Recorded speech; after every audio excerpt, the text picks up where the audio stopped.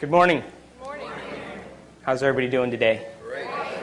Just curious, how many people created their day this morning? You know why you didn't create your day? Because you don't believe it's possible yet. You see, if you knew it was true, you would wake up every morning excited to create your day, right?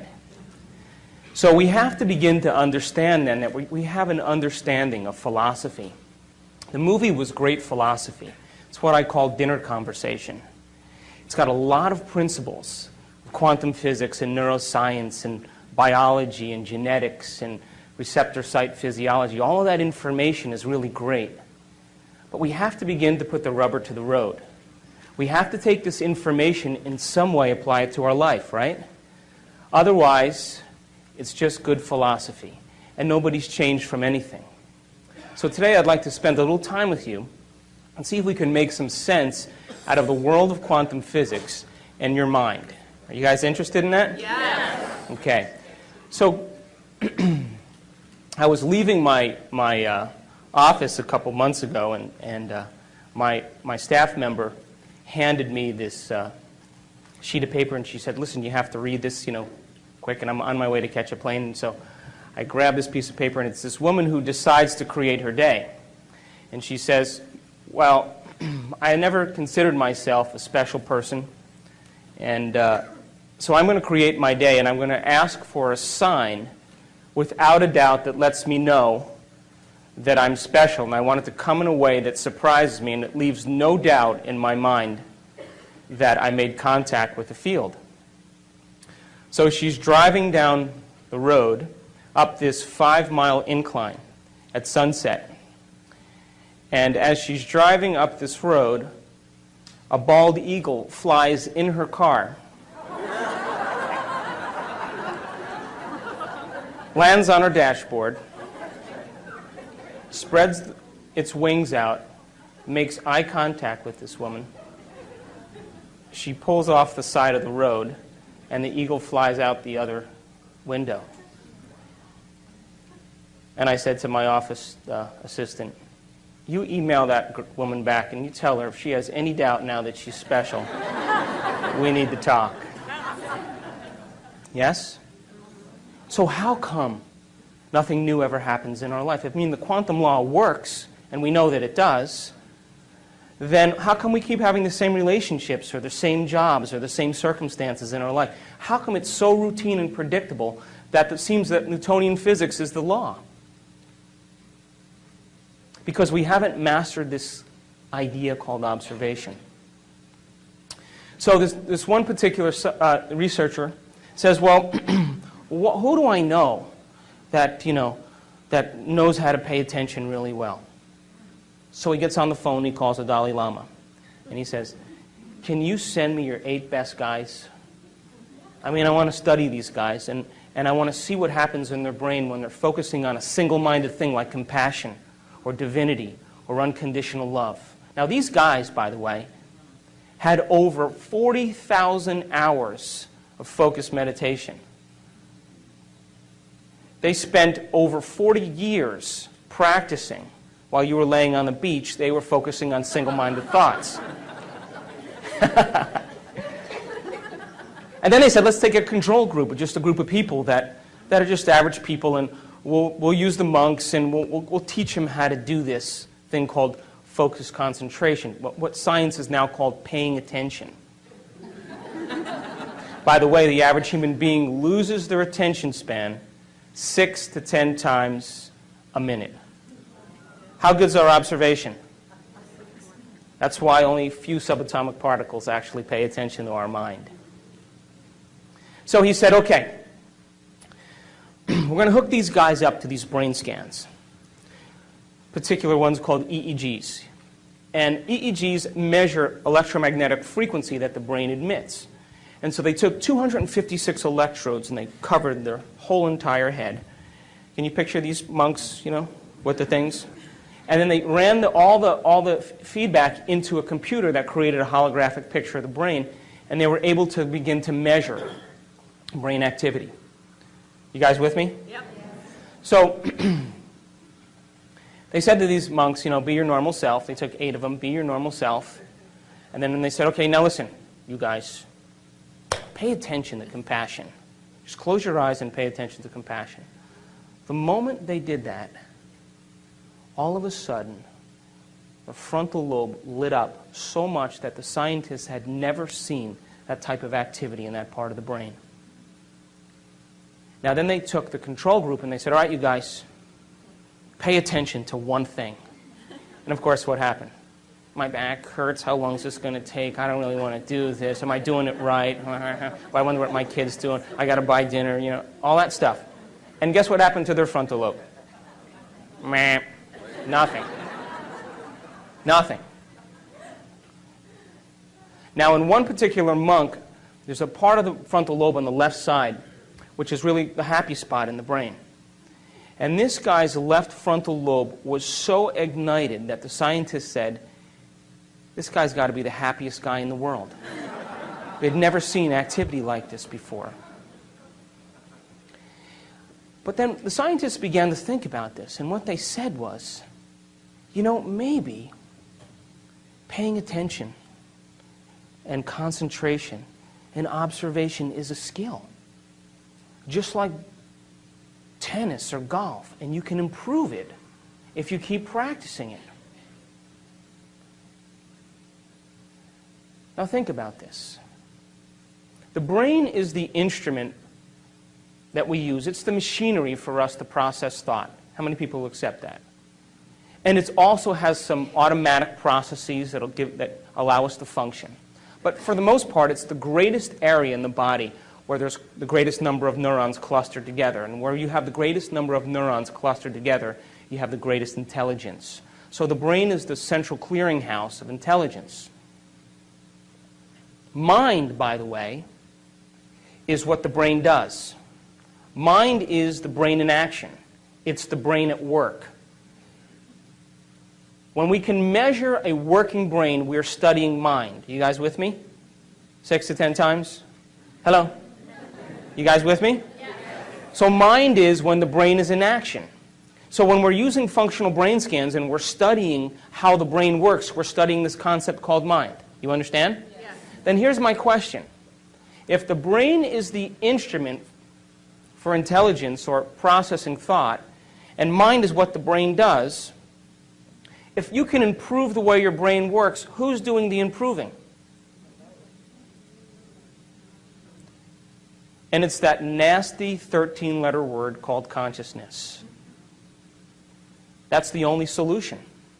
Consciousness is our self-aware, free-willed individual that is really not the body, is not the brain, and is not the mind. As a matter of fact, consciousness is what manipulates the brain to produce mind. You understand that? The brain processes 400 billion bits of information every second. You know that? I said it in the movie.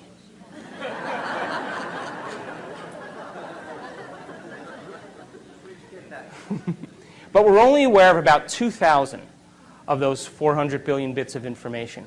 And you know what those 2,000 bits of information have to do with? 3 things, and only 3 things. The body, the environment, and time. That's it. Does your back hurt? You have a headache? Are you tired? Is it too cold in here? Is it too bright in here? Is it too dark in here? You like the way the person smells sitting next to you. You even like the person next to you. How long is this guy going to talk before we can break? And that's where all of our self-awareness is on. It's only on the body, the environment, and time. And yet billions of bits of information is being processed by the brain. Now, when we can take consciousness, self-awareness, and move it away from the body, the environment, and time, we no longer have to live by the laws of the body, the environment, and time. And when we're able to do that, we begin to open the door to walk into the quantum field. Now, it's true I've been studying spontaneous remissions of diseases. It's kind of been my interest for the last 7 years. People that have had cancer and diabetes and emphysema and endocrine conditions, thyroid conditions, heart disease, high blood pressure, high cholesterol levels, rare genetic disorders that even medical science didn't have a solution for. And these people all of a sudden became healthy. And they weren't all Roman Catholic, and they all didn't believe in the same God. They weren't all vegetarians. Not all of them use crystals. As a matter of fact, none of them did. They didn't trust the astrology charts. None of that was in common amongst these people. There were 4 things that I found in common amongst every person that had a spontaneous remission. 4 major things and 2 minor things. The first thing that was in common with every person that had a spontaneous remission was that every person accepted and believed that there was an intelligence that lived within them. Did you hear what I said? Within them. That somehow was giving them life. There was some spiritual aspect of themselves that didn't exist. Where does religion always say that is? They didn't say that. They said, I'm connected to some mind that's so much greater than my mind.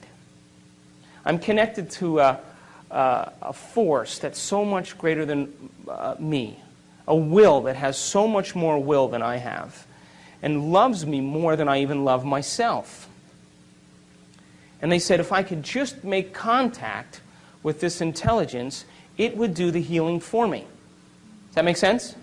So what they said was, they said, you know, I'm riding on the back of a giant, and I just got to learn how to whisper in its ear.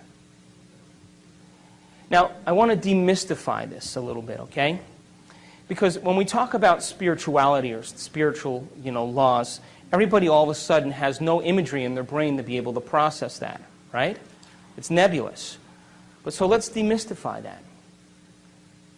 Do you know that that intelligence gives life to every human being on this planet? It holds order in the universe, and you're connected to it. It's the same intelligence right now that's keeping your heart beating. Your heart pumps over 2 gallons of blood a minute, over 100 gallons of blood an hour. It pumps over 100,000 times a day through 60,000 miles of blood vessels. 3 billion times in one lifetime. No repair, no checks. It does it independent of your moods, your likes, your dislikes, your opinions. It continuously gives you life. Now, are you thinking about doing that? Or is there some order intelligence doing it for you? It's the same intelligence that's digesting your breakfast and breaking down proteins and carbohydrates and fats into simple products so they can be reassembled for regeneration. And we don't even think about that. See, you and I, free-willed individuals, get a free ride. And something loves us enough to continuously give us life. It's the same intelligence, by the way, that's making 10 million cells every second, because you know you lose 10 million cells every second. Whoops, you just made another 10 million. Were you thinking about that? Or is something loving you enough to give you life? And that in every single cell in your body, out of the 100 trillion cells, one cell goes through 100,000 chemical reactions a second. Now multiply that by 100 trillion. And if you don't think that we're connected to a greater mind, we need to rethink it. And that there are little enzymes that zip through your DNA. There's 3.2 billion nucleic acids that make up DNA in one cell. As a matter of fact, geniuses, if we took one DNA, the whole strand of DNA out of one cell, and we straightened it out, it would be 6 feet long. You have enough DNA in your body to go from here to the sun and back 150 times. So they said, something has assembled who I am. It's got a greater mind than I do, because I don't know how to do any of this stuff. And it's got a greater will than I do, because I don't think I can keep my heart beating more than a few seconds without thinking about my Visa account. And it loves me enough to put up with me. And they said, I gotta just surrender. I gotta get out of the way enough to let this thing do it for me. I just gotta direct it and then get out of the way. That was the first thing they had in common. The second thing they had in common is that they all said this. You know, my thoughts, or my attitude, you know, an attitude is a cluster of thoughts pasted together. My attitude created my condition. You know, I've been a victim for the last 15 years. I could never get over it, and it's worked really well for me to get what I want. Or I've been an angry person and I've hated my parents for the last 15 or 20 years, and I got to stop that. It was actually me and who I was being that created this state of health that I'm in. You with me? Yeah. Now, do you know that every time you have a thought, you make a chemical? And if you have great thoughts and unlimited thoughts or happy thoughts, you make chemicals that make you feel happy or good. And if you have negative thoughts or bad thoughts or contracted thoughts, you make chemicals that make you feel bad. Does that make sense? Yeah. So imagine, right? You have an insecure thought. What's the next thing that happens? You feel insecure, right? Now here's the bad news. The moment you start to feel insecure, the next thing you do is you start to think the way you're feeling, which then makes more chemicals so that you can feel the way you're thinking and think the way you're feeling. And we get caught in this loop between thinking and feeling. This is the human drama. And what ultimately happens, listen to this, is that feeling becomes the means of thinking. And what that really means then, geniuses, is that mind is now immersed in the body. You're not thinking as a mind. You're not thinking as a conscious being. You're thinking as a body, because body is determining the outcome based on a feeling. So we call that a state of being. So the person can't think any other way than the way that they feel. So they wake up in the morning and they feel bad and they start to think bad and then they start to feel bad and they spend the whole day perceiving their day based on a feeling. Now the body should be the servant to the mind. When this happens now, it's the mind that's the servant to the body. Quantum laws still apply? Absolutely, which means then that the person can only live out their genetic destiny. Nothing new will ever happen. Am I making sense? Yeah. Now the third thing they had in common is that they all said this. You know what? I have to reinvent myself. I got to become somebody else. I can't be this miserable victim for the rest of my life. I got to become somebody else. Now the moment they did that, they started to ask themselves some really important questions.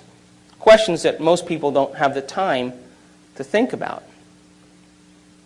Questions like, what would it be like to be a happy person? Who do I know in my life that's happy? What would I have to change about myself to live in joy? Who in history do I admire that was great? And at what point did I lose it and believe this is who I am?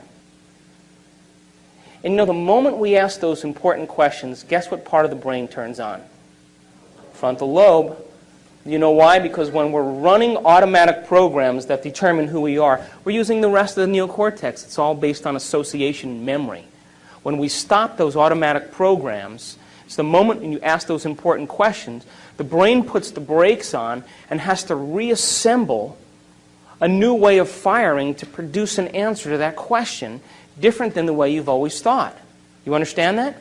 So they put the brakes on to the automatic programs and they said, what would it be like? They started to speculate because the brain, the frontal lobe is the speculator. It's the part of the brain that likes to examine the what-ifs.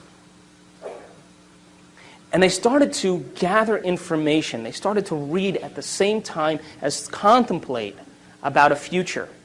And their brain started to reorganize itself in a new way. You with me? So, do you think that you can change the circuits in your brain by thinking about it? Do you? So I did this experiment a little ways back. They took these people who never played the piano before. You guys with me? And they separated them into 4 categories, and they said, listen, we're going to scan your brains before you learn these exercises, and then we're going to scan your brain after. And all you have to do is show up for 2 hours a day in practice for 2 weeks, okay? And just follow the instructions. And we're going to hook your brain up to these sophisticated scans, and we're going to see what happens before and after.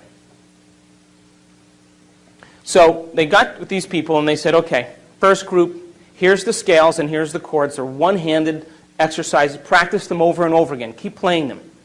So they played every single day, 2 hours a day for 2 weeks. They scanned their brains before, they scanned their brains after. After 2 weeks, guess what happened? A whole new set of circuits lit up in their brain that never lit up before. That makes sense. You learn something new. Learning is making new connections. Repeating it over and over again is sustaining or maintaining those connections, and that's called memory. So they memorized what they were doing by physically practicing or personalizing what they learned. Make sense? Standard, simple. They took the second group of people and they said, listen, we want you to play 2 hours a day for 2 weeks. We're going to scan your brain before and after, but you know what we're going to do? We're not going to tell you how to play anything. You just come and do whatever you want. Play whatever you want. So at the end of 2 weeks, guess what happened to them? Nothing. You know why? Because they couldn't remember what they had learned the day before. And they couldn't remember what they played the day before, and they had no structure. They got no instruction and no knowledge to be able to apply it to make some steady circuits. Still with me? Make sense? Took the third group of people, they said, listen, don't even show up. Don't even create your day. Same thing. Nothing happens. Last group of people, they said, listen, we want you to come 2 hours a day for 2 weeks. We're going to show you these one-handed exercises. But instead of you physically playing the piano, we want you to mentally rehearse over and over again those exercises. And we know you're going to get tired, so we'll nudge you and we'll keep you awake, but you practice for 2 hours a day and you keep repeating those. At the end of 2 weeks, they rescanned their brain, and guess what happened? Same area of the brain lit up as if they were actually playing the scales. Now, you know what that means? They grew new circuits in their brain just by thinking about it. Just by thinking, just by rehearsing. Now, every time we learn something new, we make new circuits in the brain. If you learn anything new, learning is making a new connection in the brain, new neurological connection. Memory is maintaining or sustaining those connections, keeping them alive. And the only way that we maintain and sustain connections in the brain is by repetition. Repetition allows the neurons to develop a long-term relationship. So these people, every single day, made it the most important thing. They gave up their social engagements. They gave up television. They said, I'm going to mentally rehearse the greatest ideal of myself every single day. And as long as I keep doing it every day, what's going to happen to those circuits? They're going to light up and become the more sustainable circuits to act as a platform of who they will become in the future. Am I making sense? Now, the last thing that they had in common, which I find the most important, is that during this process of rehearsal, while they were sitting down rehearsing who they were going to be, just like the piano players, rehearsing over and over again, they had long moments where they lost track of time and space.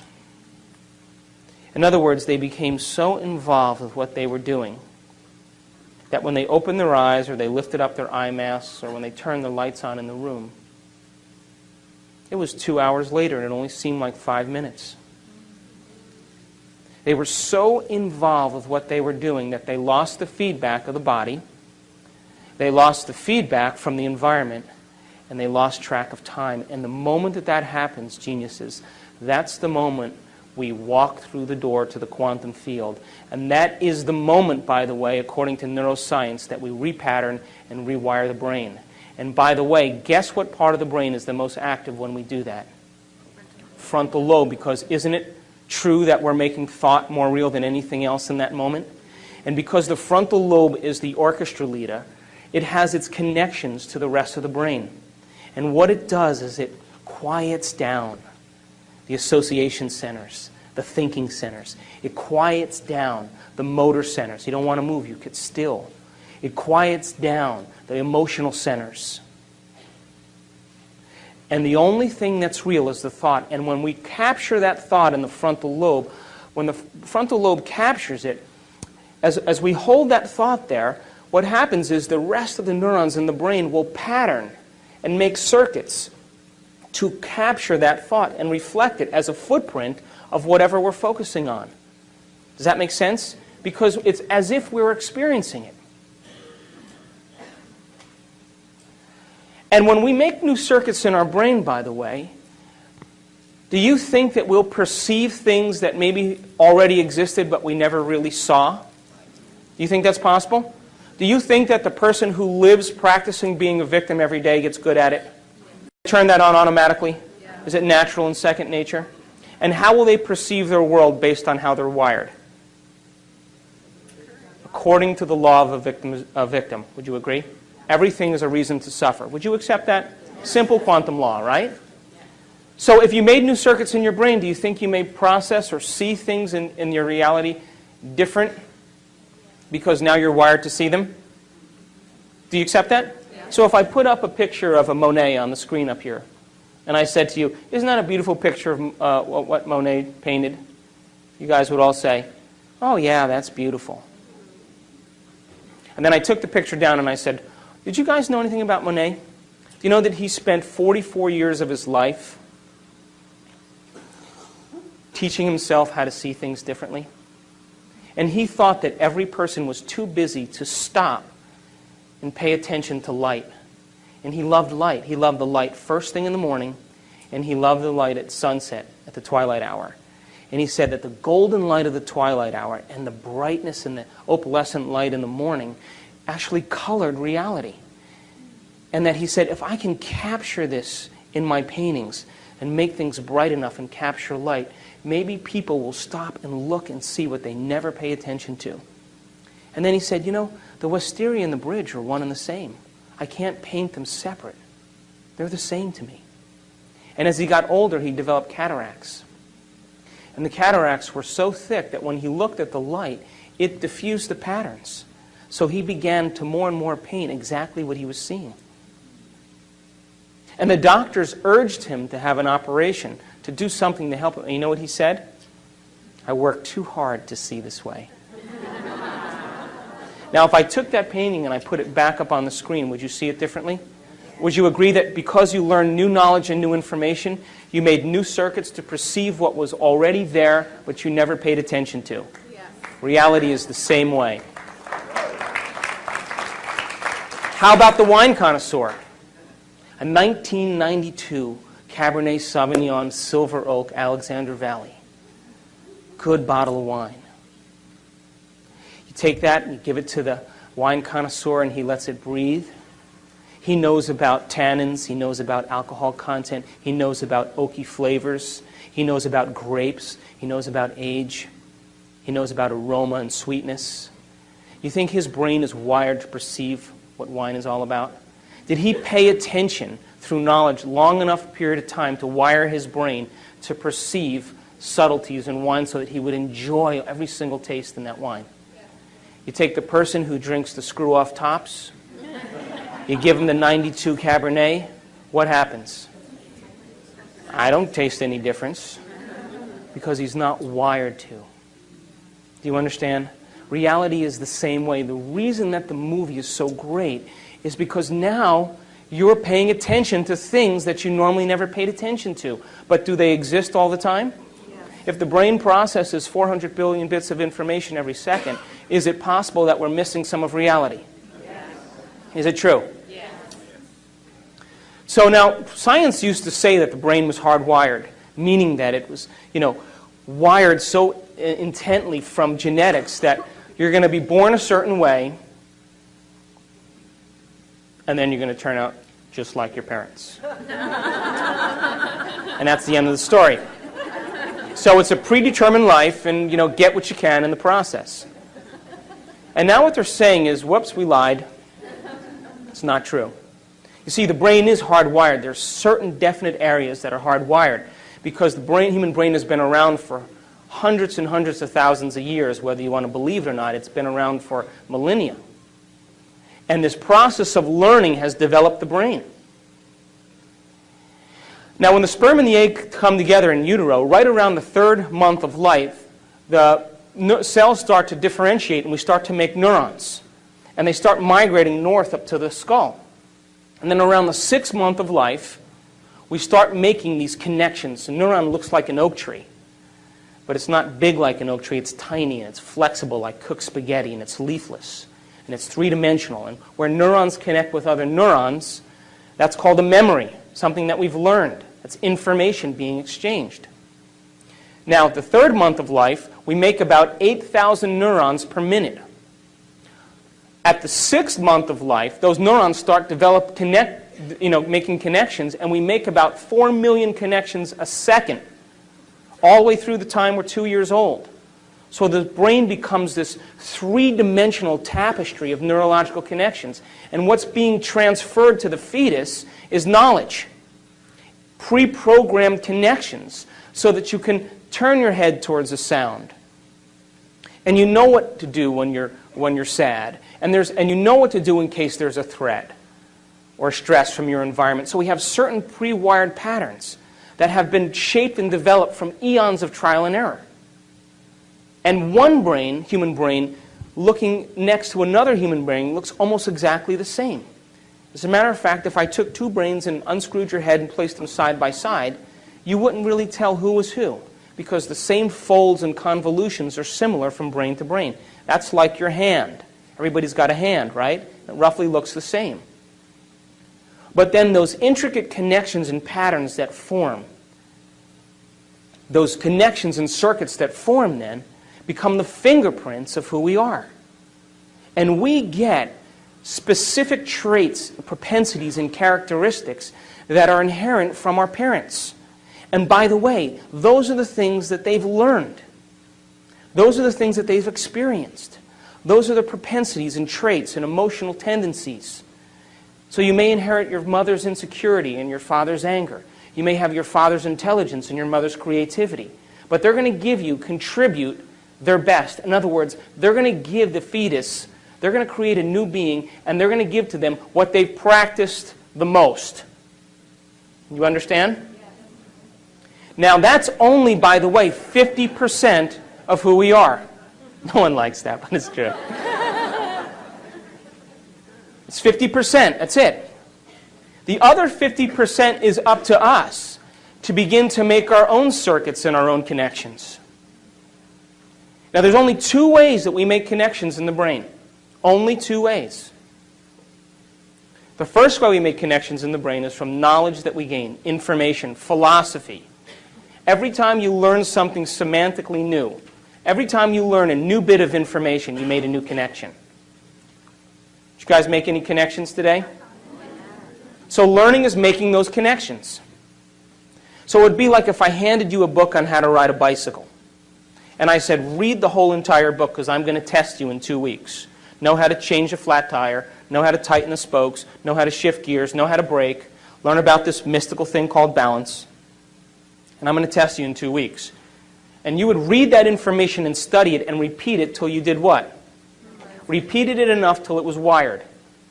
Now it's being stored as a long-term memory. So that's philosophy, right? You're basically studying someone else's experience. And you are literally wiring your brain so that you can have that experience. Would you agree? Which, by the way, is the second way we make connections in the brain, is through experience. Experience is what enriches the brain. Now listen to this.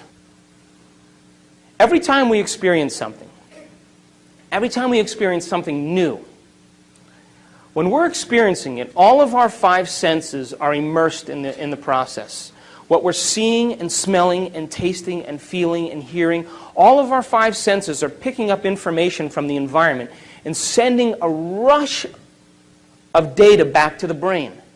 And through these 5 pathways, this rush of data through 5 different ways causes neurons in the brain to fire and sting.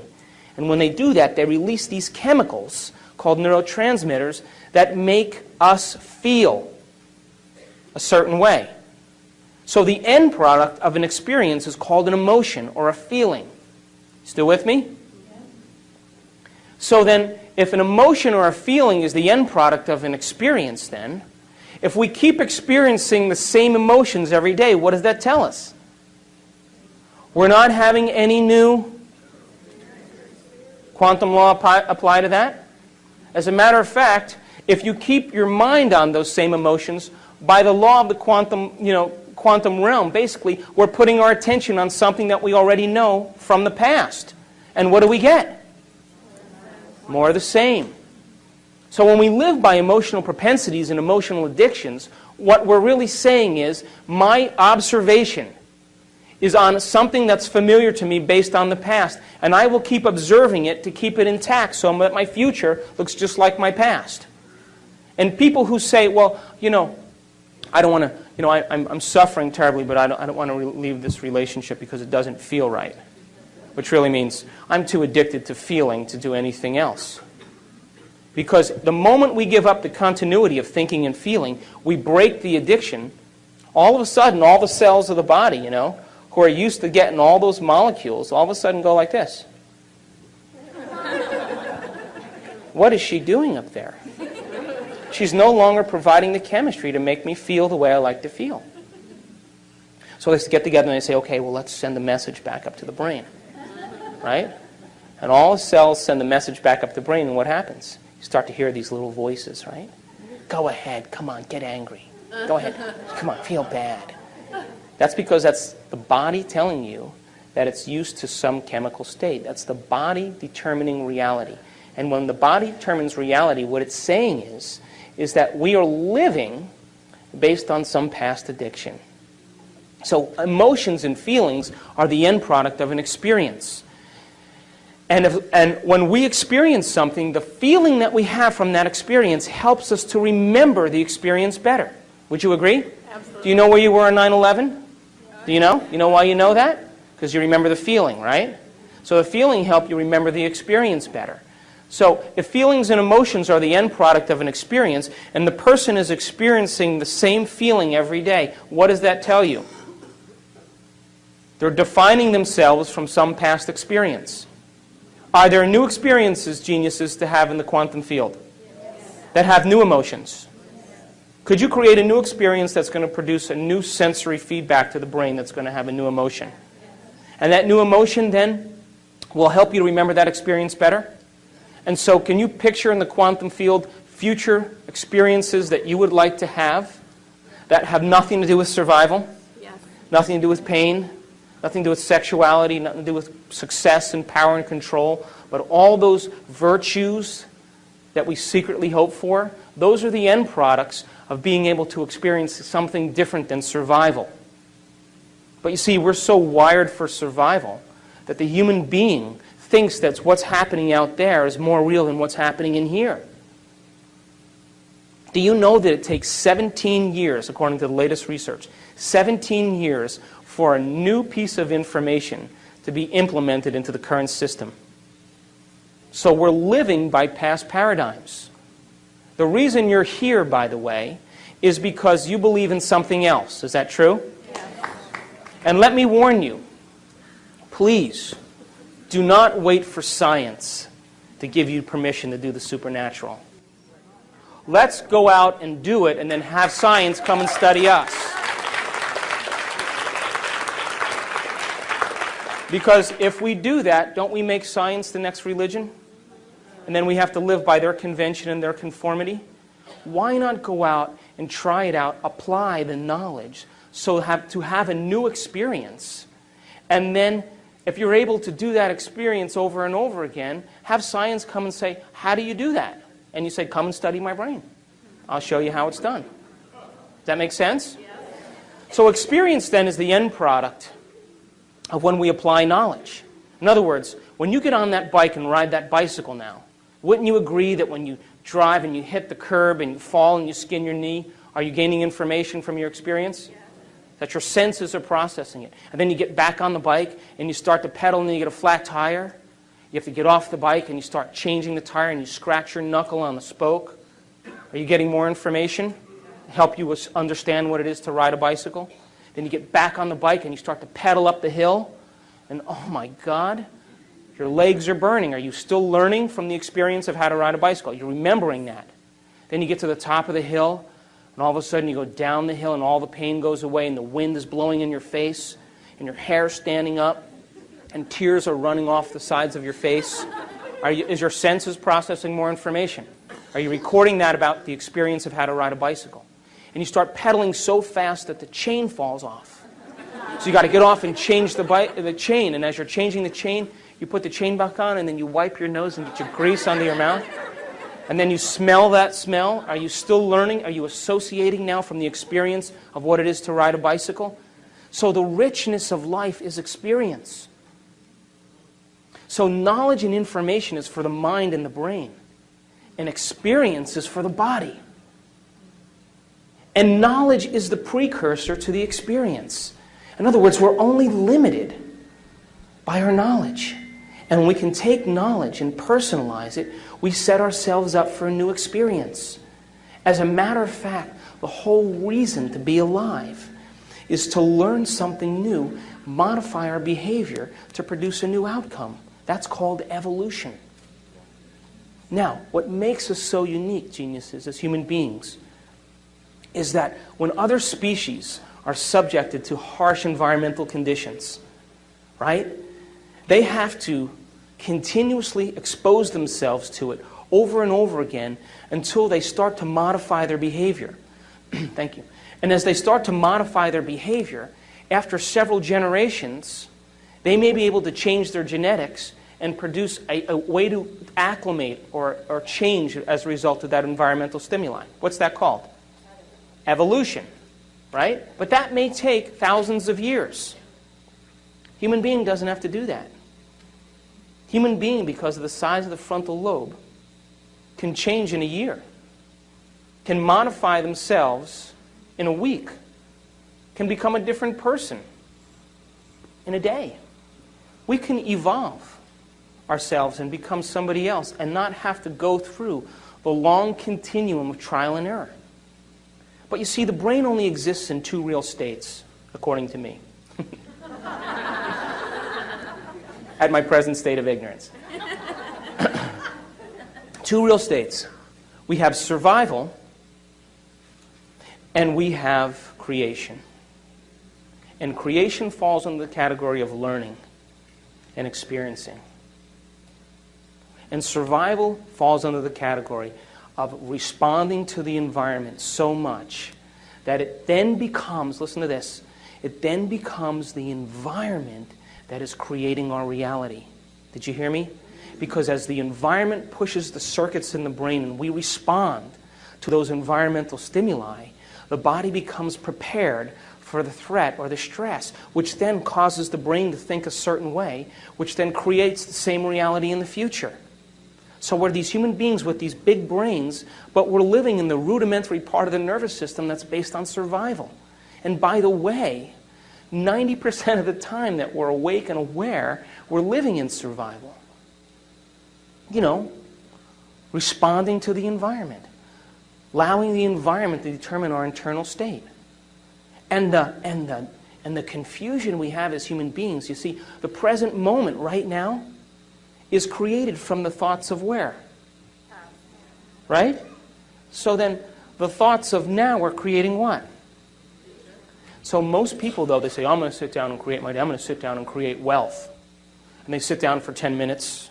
They get up and they start looking in their bank account for the transfer. And then they say what? Didn't work. But you know, we Americans, by the way, are the most difficult audience to talk to. We go to South America, we go to Europe, we go to Asia. People accept this. But Americans are so desensitized to so much stimuli. They get, 2,000 channels on their television. They have opinions about everything. They're into convenience. If your internet connection doesn't come up in 30 seconds, you're like...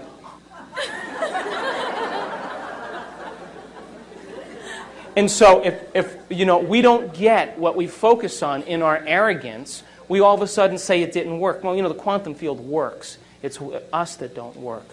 And as we begin to develop the skill of paying attention, we're holding on to an observation, by the way, independent of the environment, independent of our body, independent of time. And by the way, those are the heroes that we fall in love with, isn't it? Whether it's Martin Luther King or William Wallace, or Churchill, or any of those guys, you know what they said? They said, my observation matters. And I'm going to hold on to this thought, and I don't care how long it takes. And I'm going to hold on to this thought, and I'm not going to compromise it for anybody. Nothing in my environment is going to cause me to let go of my belief. I'm going to hold on to this observation, and I don't care what it feels like, because I'm accepting this more than I'm accepting anything else. And you can do whatever you want, but this is what's more real to me. And when we have that skill of observation, don't you think that the observer is going to start getting on board? Don't you think that's possible? So we have to develop that skill. We have to develop that skill. And because we're so prone to convenience that when it doesn't show up the same day within a matter of moments, we discount its possibility. Why not fall in love with an abstraction? Something that you haven't experienced yet. But if you can put all of your mind into that abstraction, don't you think that that abstraction will be your future? Don't you think that's possible? And don't you think you'll wire your brain to be exactly what your future dictates? You see, we can't get anything in our life that we're not first wired for. You can't be wealthy unless you're wired for wealth. So once we're wired for it, implicitly wired, non-declaratively wired, when we've wired it so much that we don't have to think about it anymore, that's the moment we are it. And that's the moment it takes no effort to have the side effect of who we are as a mind show up in our life. Does that make sense? I have a friend who's a millionaire. I went to lunch with him. He said to me, today I lost everything that I owned. Pass the ketchup. And I looked at him and I pushed the ketchup over there, and I was talking to me and I said, Jerry, aren't you upset? He said, what do you mean? I said, well, you lost everything you owned. He said, what? He said, I am money. I've made it thousands of times. I've made it 100 times. I'm going to go make it back in 2 weeks. So the question is, who are we going to rehearse ourselves to be every morning?